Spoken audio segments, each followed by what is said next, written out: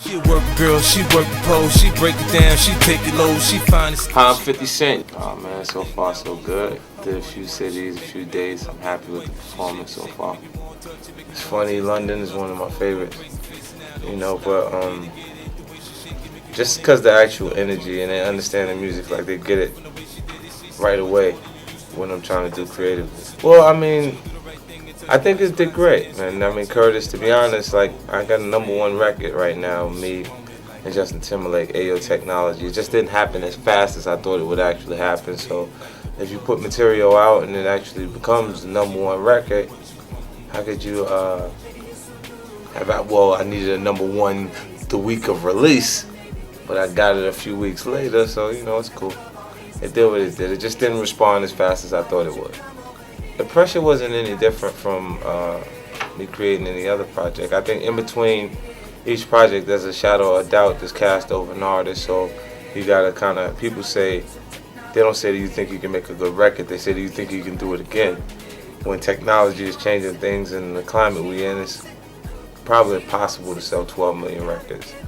That I sold on Get Rich or Die Trying, and my second album, The Massacre, did well, about 9.8 million worldwide. So I'm happy with the performance of my music to this point. Well, it's me. I enjoy it. You know what I mean? And I actually get high off of what happens when I'm in front of an audience and they respond to my actual music, that they enjoy it the same way. It's a different thing. It's just something that happens in the studio. It's almost like magic when you can create music or from your thoughts, from your ideas that people embrace worldwide. I watch my music break language barriers.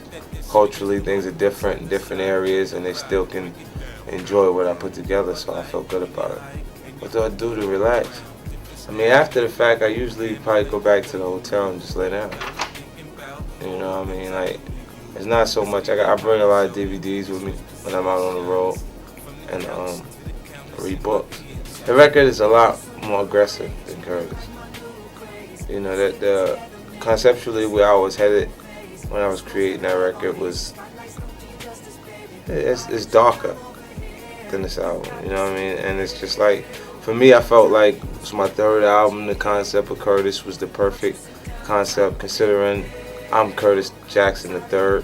My grandfather's Curtis Sr., his son is Curtis Jr., and I'm his first grandchild, so I'm Curtis III. My mom named me after my grandfather. So it was a perfect concept for me to take that and turn it into this actual album, Curtis. Before Self-Destruct, I think is more, it's not me as a person, it's just a small portion of my character, but it's captured and condensed into one little thing, like one little pocket of art. So, I'm expecting a lot of people to be blown away by some of the content on the actual record, but it's what I wanted to do creatively.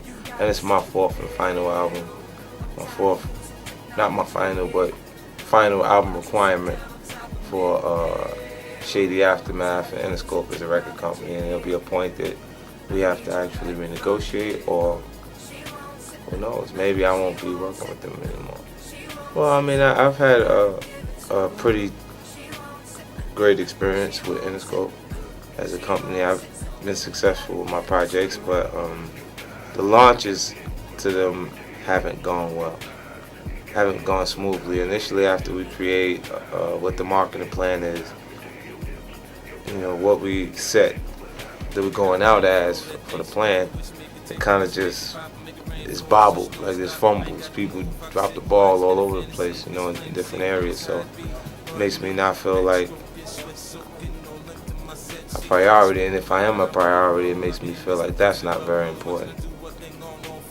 So it's cool. I don't know if there's a place better, but I know that there's some things that need to be fixed at Interscope. The greatest moment? Wow. I've had some great moments in my career. Greatest moment in my career?